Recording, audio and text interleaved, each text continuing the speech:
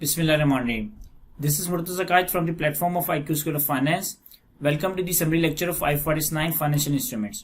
आज के इस वीडियो लेक्चर में हम IFRS 9 फाइनेंशियल इंस्ट्रूमेंट के स्टैंडर्ड में जो इम्पेयरमेंट के हवाले से एक ECL model, expected credit loss model available है, इसको हम समराइज वे में कवर कर रहे होंगे।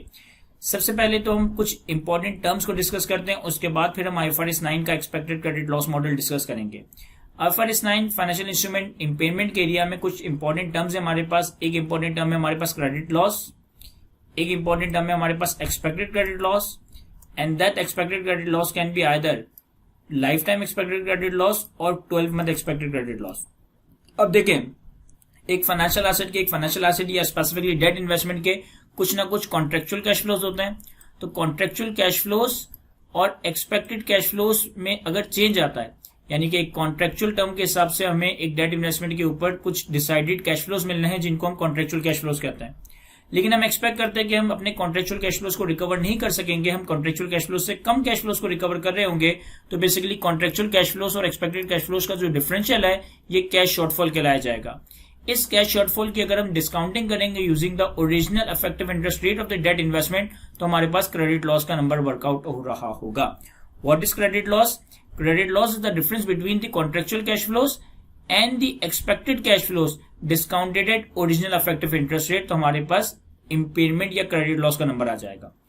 अगर इसी credit loss को मैं expected probability of default, expected default event percentages से मल्टीप्लाई करूं तो हमारे पास expected credit loss का नंबर कैलकुलेट हो जाएगा।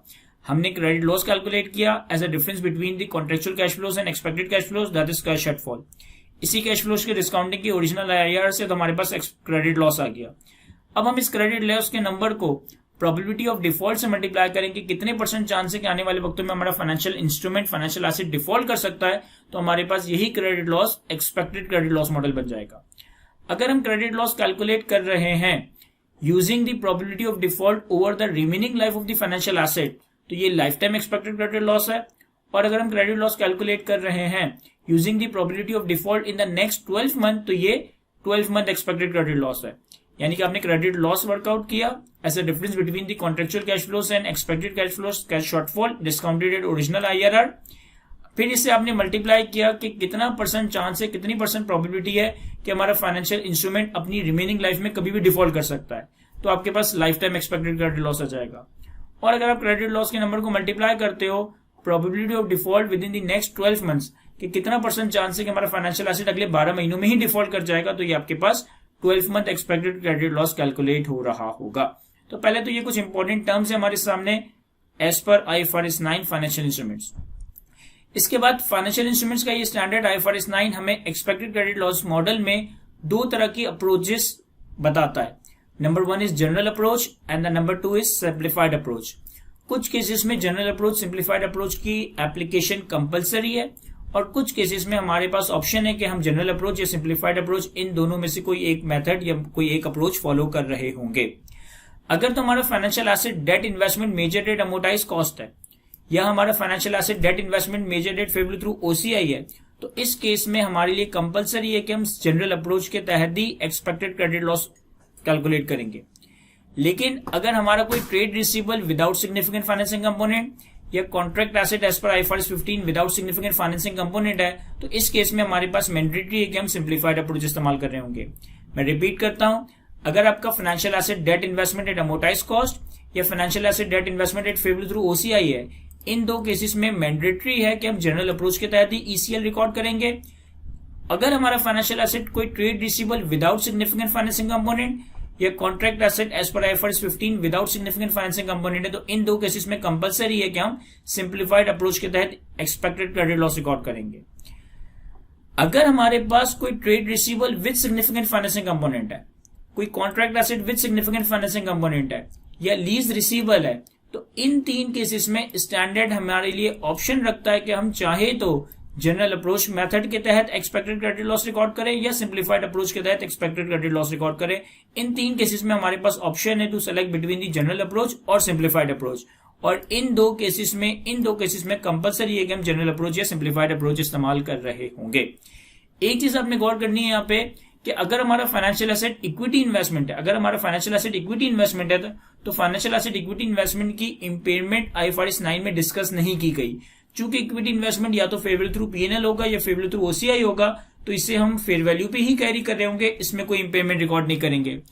और अगर हमारा financial asset debt investment at fair value through PNL है, तो debt investment fair value through PNL के केस में हम फेयर वैल्यू के गेन और लॉस को ऑलरेडी पीएनएल में लेके जा रहे होते हैं, तो debt investment fair value through PNL पे भी आईएफआरएस 9 का expected credit loss model apply नहीं होगा। अब हम बात करते हैं पहले सिंप्लीफाइड अप्रोच की। सिंप्लीफाइड अप्रोच की कंपलसरी एप्लीकेशन थी for trade receivable without significant financing component और contract asset without significant financing component, और सिंप्लीफाइड अप्रोच की ऑप्शनल एप्लीकेशन थी for trade receivable with significant financing component, contract asset with significant financing component और lease receivable के case में। Simplified approach के case में हम life time expected credit loss record करेंगे फाइनेंशियल एसेट की इनिशियल और सब्सिक्वेंट मेजरमेंट के वक्त। यानी कि जब आपने अपने फाइनेंशियल एसेट को इनिशियली रिकॉर्ड किया या हर ईयर एंड पे, हर पीरियड एंड पे आप अपने इन फाइनेंशियल एसेट्स के against life time expected credit loss model के तहत इंपेयरमेंट बुक कर रहे होंगे। अगर हमारे पास कोई ट्रेड रिसीवेबल की एजिंग वगैरह आ रही है तो एजिंग वगैरह के अगेंस्ट हम कोई प्रोविजन मैट्रिक्स वगैरह भी इस्तेमाल कर सकते हैं। जनरली जो मैन्युफैक्चरिंग कंपनीज या ट्रेडिंग कंपनीज होती है वो अपने डेटर के अगेंस्ट कोई ना कोई एजिंग मेंटेन करती है कि अगर कोई डेटर 30 दिन तक ओवर ड्यू है तो इसमें 0% डिफॉल्ट है, कोई डेटर 30 दिन से 60 दिन ओवर ड्यू है तो इसमें 5% का डिफॉल्ट है, एक्सपेक्टेड है, कोई डेटर 60 दिन से 90 दिन ओवर ड्यू है तो इसमें 10% का एक्सपेक्टेड डिफॉल्ट है। तो अगर इस तरह का कोई आपने एजिंग के हिसाब से प्रोविजन मैट्रिक्स बनाया है तो इस प्रोविजन मैट्रिक्स को फॉलो करते हुए भी हम life time expected credit loss record कर सकते हैं, वर्कआउट कर सकते हैं। फिर हम बात करते हैं जनरल अप्रोच की। तो जनरल अप्रोच थोड़ी सी एक डिटेल एक्सरसाइज है। जब आप अपने फाइनेंशियल एसेट को इनिशियली रिकॉग्नाइज करोगे, जब आप अपने फाइनेंशियल इंस्ट्रूमेंट को इनिशियली रिकॉग्नाइज करोगे, तो जनरल अप्रोच में आपने initial recognition of financial asset के वक्त 12 मंथ एक्सपेक्टेड क्रेडिट लॉस के तहत इंपेयरमेंट रिकॉर्ड करना है। हम 12 month expected credit loss model के तहत इंपेयरमेंट वर्कआउट करेंगे और फाइनेंशियल एसेट की इनिशियल रिकॉग्निशन के वक्त लॉस अलाउंस रिकॉर्ड करेंगे using the 12 month expected credit loss. फिर हर ईयर एंड पे, हर पीरियड एंड पे हम अपने फाइनेंशियल एसेट का क्रेडिट रिस्क इवेल्युएट करेंगे, हम अपने फाइनेंशियल एसेट का क्रेडिट रिस्क रिव्यू करेंगे। अगर तो क्रेडिट रिस्क में कोई सिग्निफिकेंट इंक्रीज नहीं आता तो हम अपने लॉस अलाउंस को रीमेजर करेंगे to the 12 month expected credit loss. Financial asset की इनिशियल रिकॉग्निशन पे हमने एक लॉस अलाउंस रिकॉर्ड करना है using the 12 month expected credit loss. Year end पे, पीरियड एंड पे अपने फाइनेंशियल एसेट के क्रेडिट रिस्क क्रेडिट रिव्यू करना है। अगर तो क्रेडिट रिस्क में सिग्निफिकेंट इंक्रीज नहीं आता तो हमारा लॉस अलाउंस 12 मंथ पे ही रीमेजर हो जाएगा। लेकिन अगर हमारा फाइनेंशियल एसेट का क्रेडिट रिस्क सिग्निफिकेंटली इंक्रीज हो जाता है तो अब हम अपने लॉस अलाउंस को 12 मंथ एक्सपेक्टेड क्रेडिट लॉस से रीमेजर कर life time expected credit loss पर लेकर आ जाएंगे। यानी कि स्टेप 1, जब आपका फाइनेंशियल एसेट इनिशियली रिकॉग्नाइज हुआ तो expected credit loss 12 month. Step 2, year end पे फाइनेंशियल एसेट को इवेल्युएट किया जाएगा, फाइनेंशियल एसेट के क्रेडिट रिस्क को इवेल्युएट किया जाएगा। अगर तो क्रेडिट रिस्क में कोई सिग्निफिकेंट इंक्रीज नहीं है तो loss allowance 12 month expected credit loss पे ही रीमेजर होगा। लेकिन अगर फाइनेंशियल एसेट के क्रेडिट रिस्क में सिग्निफिकेंट इंक्रीज आ जाता है तो हमारा loss allowance 12 month expected credit loss से शिफ्ट होकर life time expected credit loss पर आ जाएगा। स्टैंडर्ड ये कहता है कि ये रिपीटेबल प्रिजम्पशन है कि अगर कोई पेमेंट, अगर कोई कॉन्ट्रेक्चुअल पेमेंट 30 दिन से ज्यादा ओवरड्यू हो जाए तो इसका मतलब है कि इसका क्रेडिट रिस्क सिग्निफिकेंटली इंक्रीज हो चुका है। Rebuttable presumption that credit risk increase significantly when contractual payments are more than 30 days past due. फिर फाइनली जब हमारा फाइनेंशियल एसेट एक्चुअली इंपेयर हो जाएगा, क्योंकि अब तक जितनी बातें चल रही थी वो सारी एक्सपेक्टेशन पे चल रही थी, जिस वक्त आपका फाइनेंशियल एसेट एक्चुअली इंपेयर हो जाएगा तो इसे हम कहेंगे क्रेडिट इंपेयरमेंट। जब हमारा फाइनेंशियल एसेट एक्चुअली इंपेयर हो जाएगा तो अब हम अपने फाइनेंशियल एसेट की ही कैरिंग वैल्यू को राइट ऑफ कर देंगे, उसे उसकी रिकवरेबल अमाउंट पे लेकर आ जाएंगे। स्टेप 1 इनिशियल रिकॉग्निशन के वक्त, स्टेप 2 सब्सिक्वेंट मेजरमेंट के वक्त हम एक्सपेक्टेशन की बेसिस पे एक प्रोविजन या लॉस अलाउंस रिकॉर्ड कर रहे हैं। लेकिन जब फाइनेंशियल एसेट हमारा एक्चुअली इंपेयर हो जाएगा, लॉस्ट इवेंट एक्चुअली अराइज हो जाएगा, तो अब हम अपने फाइनेंशियल एसेट की ही कैरिंग वैल्यू को राइट ऑफ या उसे रिकवरेबल अमाउंट पे लेकर आ जाएंगे। सब्सिक्वेंटली अगर हमारा एक फाइनेंशियल एसेट क्रेडिट इंपेयर हो गया है तो सब्सिक्वेंटली जो हमारी इंटरेस्ट इनकम भी रिकॉर्ड होगी वो रिकवरेबल अमाउंट की बेसिस पे रिकॉर्ड होगी, यानी कि जो हमारी रिड्यूस कैरिंग अमाउंट है उसकी बेसिस पे हम अपनी इंटरेस्ट इनकम भी बुक्स में रिकॉर्ड कर रहे होंगे। फर्दर डिस्कस करते हैं, लेकिन उससे पहले ये डिस्कस कर लें कि लॉस अलाउंस को रिकॉर्ड कब और कहां कैसे करना है। देखिए, लॉस अलाउंस यानी कि इंपेयरमेंट का जो डेबिट इंपैक्ट है वो तो हमेशा पीएनएल में ही जाएगा। लॉस अलाउंस यानी कि इम्पेयरमेंट का जो डेबिट इंपैक्ट है वो तो हमेशा प्रॉफिट एंड लॉस में ही रिकॉर्ड होगा, लेकिन इसका जो क्रेडिट इंपैक्ट है वो डिपेंड करता है कि आपका financial asset debt investment amortised cost पे है या आपका financial asset debt investment at fair value through OCI पे है। अगर तो financial asset debt investment amortised cost है तो फिर इस केस में आपका डेबिट इम्पेयरमेंट पीएनएल, क्रेडिट आप एक प्रोविजन या लॉस अलाउंस क्रिएट कर दोगे। आपके पास जो लॉस अलाउंस रिकॉर्ड होगा debt investment at amortise cost model के केस में, इसका डेबिट इंपैक्ट पीएनएल में जाएगा, क्रेडिट इंपैक्ट एक प्रोविजन या लॉस अलाउंस क्रिएट हो जाएगा और आपकी बैलेंस शीट पे investment net of provision net of loss allowance record हो रही होगी।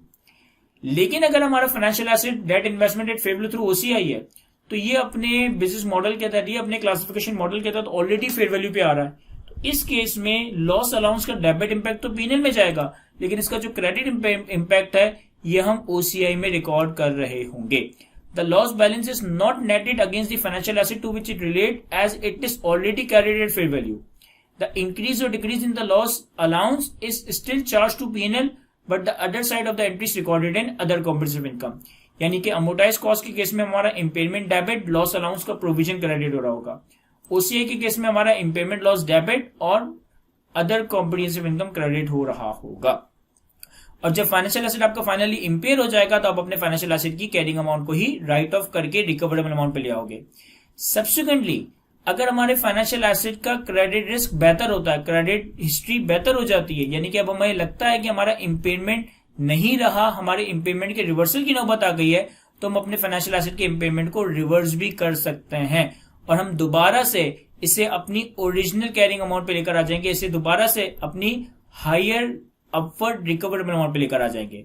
Subsequently, if the credit risk of the financial instrument improves so that the financial asset is no longer credit impaired, the improvement can be related objectively to an event since the net method was applied, the calculation of the interest revenue reverts to the gross method। यानी कि जब आपने अपने asset को recoverable amount पे लेकर आए तो आपकी रिकवरेबल अमाउंट, आपकी कैरिंग अमाउंट रिड्यूस हो गई, आप इंटरेस्ट इनकम भी रिड्यूस रिकवरेबल अमाउंट पे रिकॉर्ड कर रहे हो।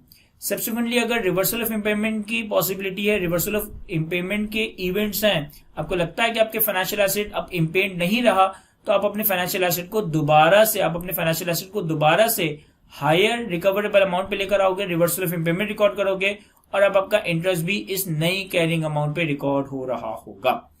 तो ये हमारे पास ओवरऑल कॉन्सेप्ट था IFRS 9 में इम्पेयरमेंट ऑफ फाइनेंशियल एसेट के हवाले से। आई होप कि मैं चीजों को अच्छी तरह समराइज कर सका हूं। आज के लेक्चर को यहीं तक रखते हैं। Thank you, Allah Hafiz.